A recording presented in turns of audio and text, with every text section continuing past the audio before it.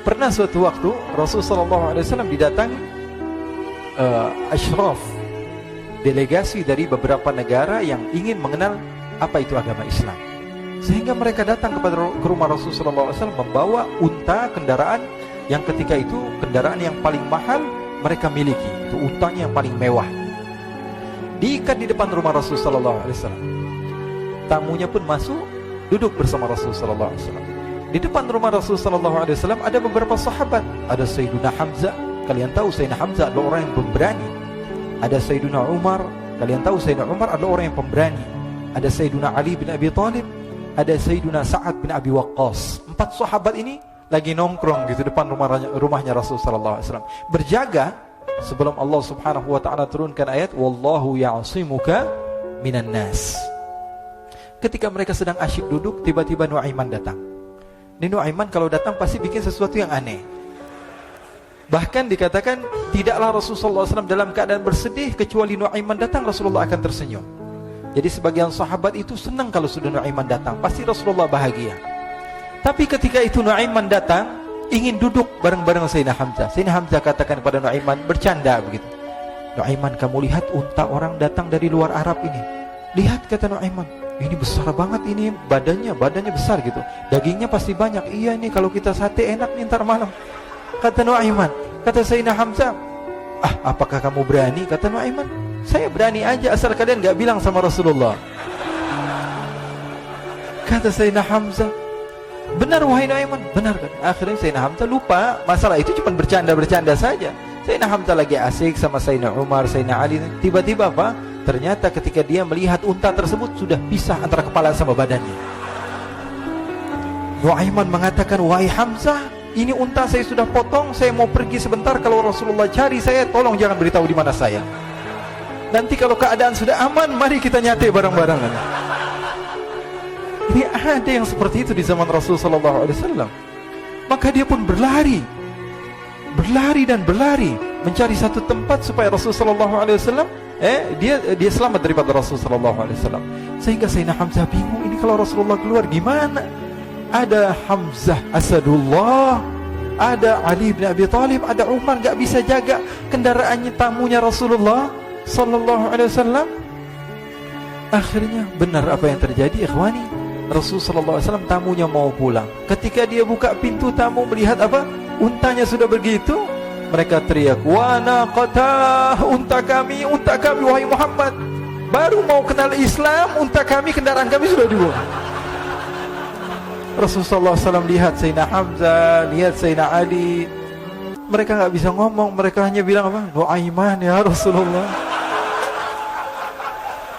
Rasulullah perintahkan Sayyidina Umar, wahai Umar, sekarang kamu ambil uang, kemudian kamu gantikan, kemudian kamu berikan 2 kali lipat daripada harta unta ini, sehingga apa? Agama Islam tidak didengar dengan sesuatu yang tidak baik di luar sana. Akhirnya diberikan harta, diberikan unta yang baru dan diberikan harta yang lebih untuk orang tersebut, sehingga orang tersebut tidak menjelek-jelekan agama Islam. Kata Rasulullah SAW, dan sekarang waktunya kita balas dendam sama Nuaiman.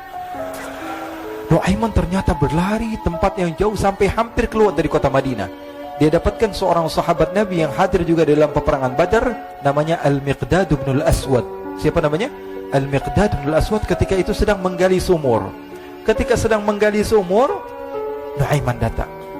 Nuaiman katakan kepada Miqdad, wahai Miqdad, wahai sahabat Rasul, kamu orang yang hadir dalam peperangan Badar, kamu adalah orang yang hebat. Dipuji-puji sama Nuaiman. Ada maunya ini. Akhirnya dia bilang, wahai Miqdad, tolong saya. Kenapa wahai Nuaiman, kamu ini kekasihnya Rasulullah, orang yang disayang sama Rasulullah. Kenapa? Saya ini sedang dikejar-kejar orang jahat. Tolong selamatkan saya pengen masuk ke dalam sumur, boleh atau tidak? Kata Miqdad, siapa yang mengejar kamu? Pokoknya saya dikejar sama orang-orang. Kamu mau atau tidak selamatkan saya? Ya sudah, selagi kamu itu adalah sahabat Nabi, silahkan kamu masuk.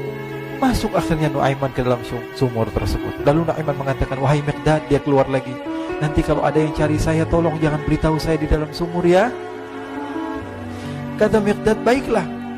Kata Nuaiman, siapapun yang bertanya tentang saya, kamu tidak akan kasih tahu? Iya, kata. Walaupun Rasulullah yang tanya saya?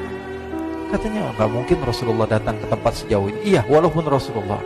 Akhirnya masuk Nuaiman, Setelah beberapa menit Rasulullah dan rombongan benar datang. Miqdad bingung ini kenapa Rasulullah datang ke RW kami ini?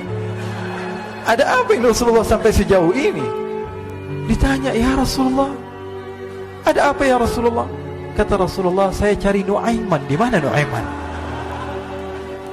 Inna lillah, kata Miqdad. Nggak dijawab ini Rasulullah. Kalau dijawab saya ingkar janji.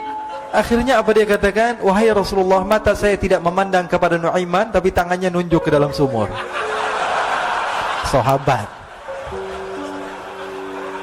Apa dia bilang? Mata saya tidak melihat kepada Nuaiman, tapi tangannya nunjuk ke sumur. Akhirnya dibuka sama Rasulullah, Nuaiman muncul. Kata Rasulullah, Nuaiman, kamu bikin malu saya, wahai Nuaiman. Ya Rasulullah, yang bersalah bukan saya, tapi orang yang mencari saya bersama kamu, ya Rasulullah.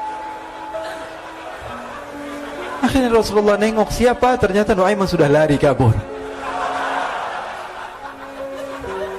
Sallu ala Nabi Muhammad. Kisah-kisah seperti ini sebenarnya banyak sekali, ya. Ini menunjukkan kepada kita bahwa kehidupan Rasulullah itu begitu indah. Rasulullah SAW, kalau kamu mau menjadi orang yang baik, contoh Rasulullah. Mau menjadi bapak yang baik, contoh Rasulullah. Mau menjadi pemimpin peperangan yang baik, Rasulullah. Mau menjadi murid yang terbaik, contoh Rasulullah. Bagaimana akhlak Rasulullah. Mau menjadi suami yang baik, contoh Rasulullah. Dalam segala hal, apapun itu Rasulullah SAW adalah makhluk yang paling terbaik.